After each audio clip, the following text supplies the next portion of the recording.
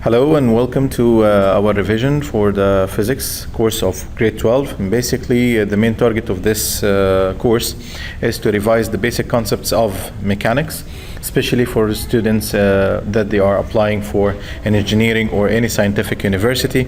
Basically, they require a placement test. And this video is a revision that can help you to excel in the placement test for physics. So please, this is our YouTube channel, so subscribe and like and comment. And if you have any question, please post them as a comment to this video.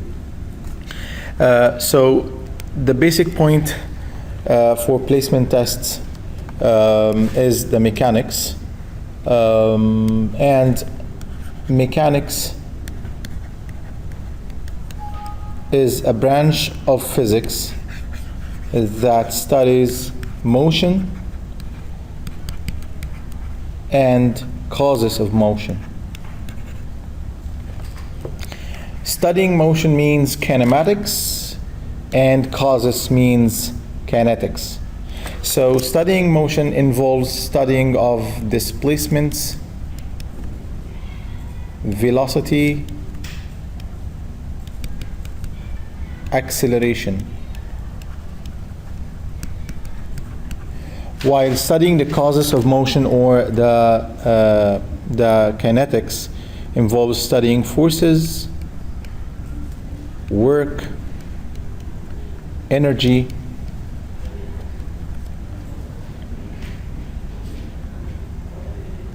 momentum. So these are the basic concepts that we are going to focus on today. So displacement, velocity, acceleration, those are the concepts related to studying motion or the kinematics, and causes of motion is related to the kinetics, which is forces, work, energy, and momentum. So summarizing all of the formulas that you need for both parts, for displacement, which is the change of your position, or the change of the position of an object. You might move in x-axis or on y-axis. So if it's on x-axis, you need to know the final position and the initial position. Also on the y-axis, you need to know your final position and your initial position. So the change in position is measured by delta x or delta y according to the axis of motion, and the unit is meters or kilometers. So let's say that there is a car, and this car moves from a point of 10 meters and moved to 20 meters, which is a position. This means that delta x is equal to the final, which is 20, minus the initial, which is 10. So it is 10 meters, and this is the displacement. The direction is to the east. Displacement can be also negative because it is a vector quantity. So the car, if a car moved, for example, from 20 meters to a point of, let's say, 10 meters, so now my initial is 20, my final is 10, which means that your delta x will be xf, which is 10, minus 20. It is negative 10 meters, which means that you are moving in the opposite direction. Delta y is the same case. So if the object is falling down, it falls from yi and it ends with yf. And if the object is thrown upward, so also you'd be having a yi and a yf. This is related to displacement. Then average velocity, which is a vector quantity as well. So it can be positive, negative. Direction matters because you need to tell the direction. Average velocity, V average, is the rate by which displacement changes. Position change. So it is a displacement divided by time. This is the rate by which position changed. And it is measured in meters per second or kilometers per hour. kilometers per hour. As an average quantity, we know in math you can calculate the average by adding the values divided by their numbers. So let's say if you have two quizzes and you got in the first one 12 out of 15 and in the second one you got 15 out of 15, so the average is 12 plus 15 divided by 2. If there are three values, so divided by 3, and so on. The average velocity also can be calculated by adding VI and VF divided by 2. So it is also an average velocity. And it is also measured in meters per second and kilometers per hour. So this is also another way to calculate the V average. So you can calculate V average using two basic ways. First of all, you can use the delta x over delta t, or you can use the 2v, or the VI and VF, dividing them by 2, which is the average value of the velocity. So this is basically regarding the average velocity. Now we come to the acceleration. Acceleration is the rate by which velocity changes. So it is a VF minus VI, which is the velocity change, divided by delta t. And this is the acceleration. The unit is meters per second or meters per second square. You can also write it like that, meters per second -2. So it is the same value. So acceleration is equal to delta V over delta T. So those are the three values: displacement, velocity, and acceleration. Now we move to the four kinematic equations, or the uniformal acceleration. And uniformal acceleration basically is an application of constantly accelerated motion, or uniformal acceleration, like the free fall. The free fall motion basically is a constantly accelerated object, because it's that whenever an object is falling down or thrown upward in vacuum, the acceleration is 9.8, or you can say -9.8 meters per second square, and this value never changes. And when I mean that it is never changed, so it is a constant value. So it is -9.8 meters per second square, upward or downward. In order to solve such problems, you need to know that there are four equations that you can use. And those four equations, we call them the four kinematic equations. And the four kinematic equations are used whenever you have a uniformal acceleration situation. And they are delta x, VF, delta x, VF square equals.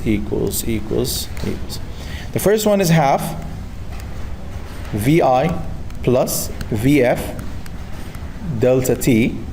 The second one is VF is equal to VI plus A delta t. The third one is VI delta t plus half A delta t square. And the third one, VI square plus 2A delta x. And you may ask, when can I use each one in which situation? So each one has a specific situation to be used in. In the first one, you will use it when you don't have an acceleration mentioned in your problem. The second one is used when you don't have a displacement mentioned in your problem. The third one is used when you don't have the displacement in your problem, and when you don't have VF in your problem. So when the VF is not mentioned, and I mean by not mentioned, it is not a given, or it's not a given or a question. So I'm not asking for VF, or the VF is not given. And the last question is the last equation is used when you don't have delta t. So for example, let's say that a car is accelerating uniformly, which means that I have to use one of the four kinematic equations, and started from rest. VI is 0. Find the final velocity after 2 seconds. So this is delta t. If it moved 20 meters, so delta x is given. So which equation can be used in such question? Well, your givens are vi, delta t, delta x, and the question is to find vf, or the final velocity. What is not mentioned in this question? Find the answer, which is delta, which is acceleration. Acceleration is not mentioned here by any means, which means that the first equation can be used. Delta x is equal to half vi plus vf delta t. So this is the best equation that is going to solve this question. So you can use this equation to solve for vf. Now, the second part is the kinetics, or the causes of motion. And the causes of motion starts with force, then work, then energy.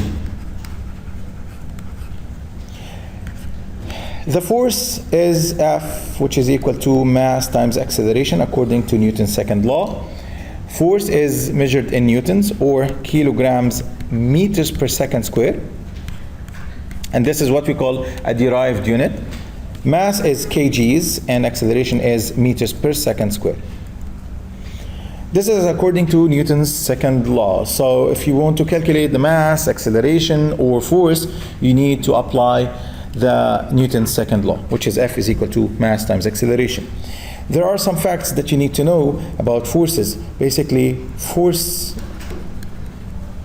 are two types. It is classified into two types: contact and field.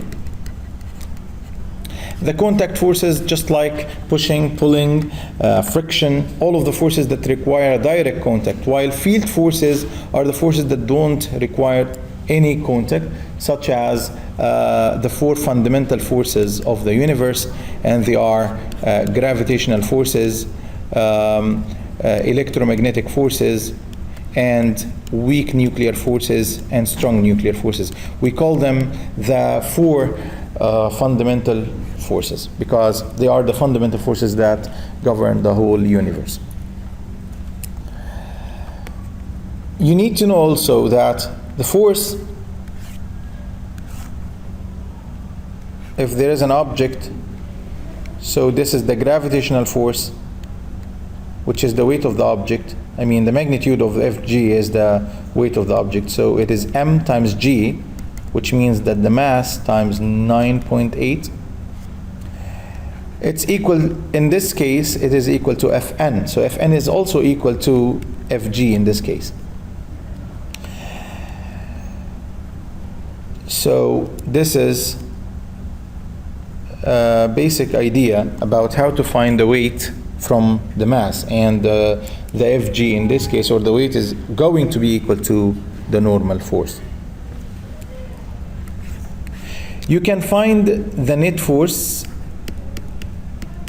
sum of Fx, sum of Fy, directly by adding the forces, or let's say subtracting as mathematical, because if you have a 10 newtons here, and in the other side it is 5 newtons there, this 5 newton is a negative 5, so 10 minus 5 is the sum of this force, which is 5 newtons to the east. Here it would be 0 because Fg is equal to Fn. These are the basic ideas of forces. Also, you need to know that the three laws of motion described by Isaac Newton. Isaac Newton described the three laws of forces. The first one is the law of inertia. The second one is the law that is relating the forces and masses, which is equal to acceleration. And finally, the third law, we call it action-reaction pair, or action-reaction law. The first one states that an object at rest remains at rest, object in motion remains in motion unless unbalanced forces acting on the object. The second law is dealing with the relationship between acceleration, forces, and masses. The more the force, the more the acceleration, the more the mass, the less the acceleration. Or in other words, the acceleration is directly proportional with the F, the force, the net force, and inversely proportional to the mass. And then action, reaction. For any action, there is a reaction opposite in direction with the same magnitude, or you can say it in easier way. For any action, there is an equal and opposite reaction. These are the three laws of motion described by Newton during the 1800s. So these are the basic ideas of the force. And let's move to the work. Work is equal to force times distance cosine theta if there is an angle. So if there is an object that is moving at with a certain force, which is 10 newtons for example, and moved 5 meters, you can directly get the work by using 10 times 5, which is equal to 50 newtons meters or joules. If there is an angle, so you need to use this cosine. So if this is a 10 newtons and this is 5 meters, you need to use the cosine theta, which means 10 times 5 cosine theta here, and it gives you the answer in joules. Cosine because this is the component that is acting on the work, or it is affecting work, because the work is affected by force and displacement, or the component of the force that is parallel to the displacement. So the force or its component should be parallel to the displacement. Finally, the energy. And in order to solve energy or explain energy, we need another new page. So energy is the ability of doing work, and energy is classified into two basic parts: mechanical energy and non-mechanical energy. The mechanical energy is classified into kinetic energy and potential energy. Kinetic energy is the energy due to motion. Potential energy is a stored energy. This stored energy would be due to the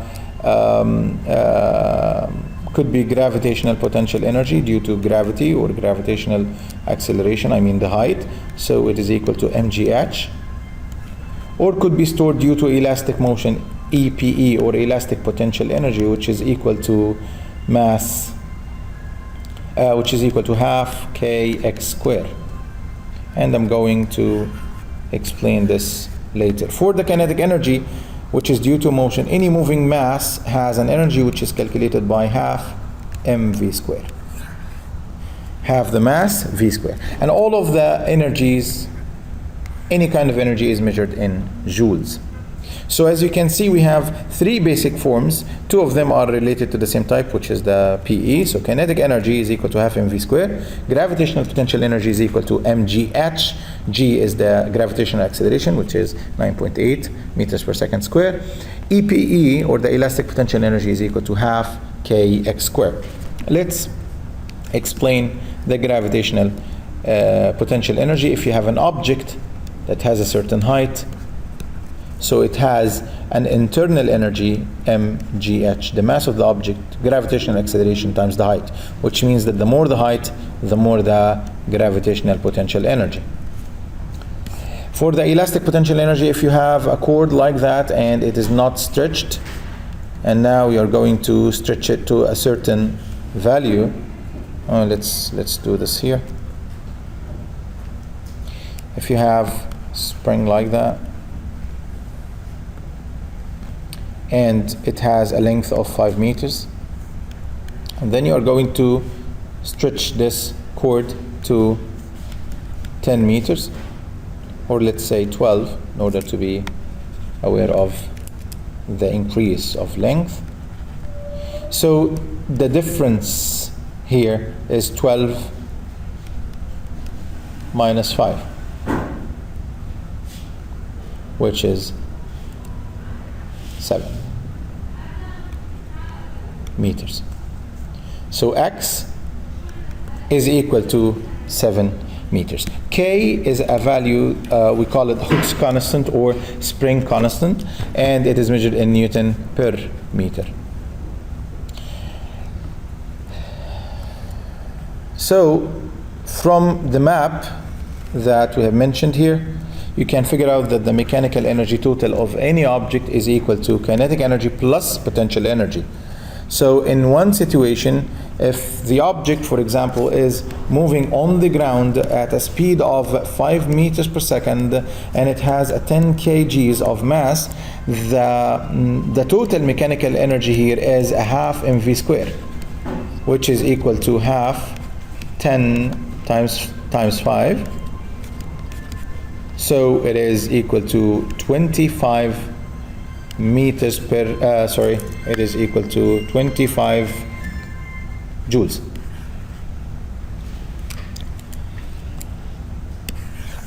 What if the object is doing two things at the same time? What if the object is, for example, moving, it's also 10 kilograms, moves at a speed of 5 meters per second, and moving on a bridge that has a height of 100 meters.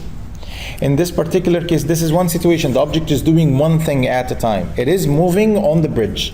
It has a height and it has a velocity. This means that the mechanical energy of this situation will be equal to two kinds of energies here, which is the kinetic energy due to the velocity and a gravitational potential energy due to the height. So the mechanical energy is equal to half mv squared plus g, here it is GPE, which is mgh, mass times g times height. Numerically it is equal to half. The mass is 10, v squared is 5 squared, plus mass, which is 10, multiplied by g, which is 9.8, plus times the height, which is 100, and the total value in joules. This is the total mechanical energy of this situation. Finally, the conservation law of energy. Conservation law of energy is applied when the object is doing two things. There are two situations. There are two mechanical energy initial and mechanical energy final. The best example for this is the roller coaster. Roller coaster basically is having curves like that. If the car is having a certain height from the ground, let's say 100 meters, and it is at rest, and I need to know the speed on the ground after falling down, so I need the VF. Here I have two situations. The first situation is this one, which is having potential energy only. The second situation is it is kinetic energy, here potential and here kinetic. So here I have gravitational potential energy due to height, and I have here kinetic energy due to speed. And I can say that mechanical energy initial is equal to mechanical energy final. So let's solve this question. As you can see, I didn't give you the mass because eventually the mass is going to be crossed out. So we can say that mgh initial, which is this case, is equal to half mv squared final. Cross out the masses. G is 9.8. The height is equal to 100 times half here times VF squared, which is unknown. Multiply by 2 to get rid of the half. 9.8 times 100, and then get the square root to find the VF in meters per second. So now you can get any unknown value if you have two situations. By now we can we could summarize most of the ideas. We summarize the motion or the kinematics by describing displacement, velocity, acceleration, and the 4 kinematic equations. And we covered the forces, work, and energy, and those are the basic concepts that you are going to need for a placement test. Thank you, and please post any question. If you have any question, please comment this video, and thank you very much. Bye-bye.